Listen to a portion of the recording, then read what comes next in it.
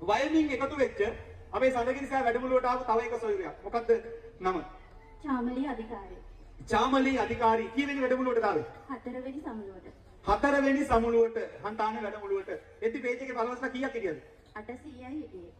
Page එකේ හන්තානේ වෙති ෆලෝවර්ස්ලා කීයක්ද හිටියේ? 800යි. මේ වෙද්දි කීයක් ඉන්නවද? 67000 පැනලා ඉන්නවා. 67000ක් ෆලෝවර්ස්ලා ඉන්නවා. මොකක්ද අක්කගේ පේජ් එකේ නම? ස්ප්‍රින්කි ජුවෙල්. ස්ප්‍රින්කි ජුවලර්ස්.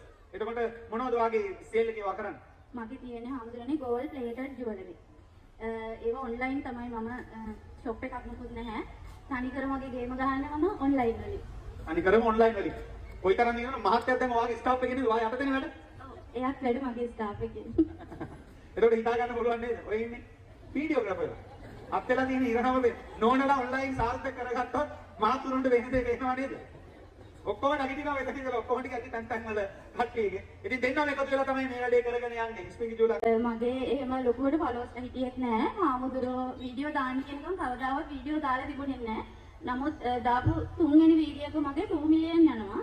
ඊට පස්සේ ෆලෝවර්ස්ලා 800 හිටපු පේජ් එක දවස් 3න් 10000 පනිනවා. දැනට මම මාසෙට ගේන බඩු ටික මට සතියෙන් ඉවර වෙන තැනට මම ඇවිල්ලා ඉන්නේ. ඇත්තටම සතුටුයි. හාමුදුරුවන්ගේ වැඩමුළුවට යද්දි වාහනයක් තිබුණා. තේ ගහගෙන යන්න අපි දෙන්නට සල්ලි තිබුණේ නැහැ.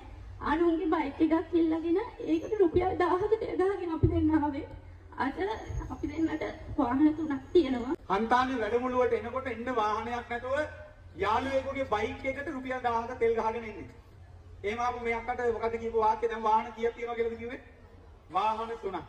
එහෙමනම් දැන් මේ දුන්න නිදසුන් වලින් මම ඔයාලගෙන් අහන්නේ හරියට අපිට සමාජ මාධ්‍ය භාවිතා කරොත් ඔබට ඔබේ ව්‍යාපාරයේ ගොඩ දා ගන්න පුළුවන්ද බැරිද?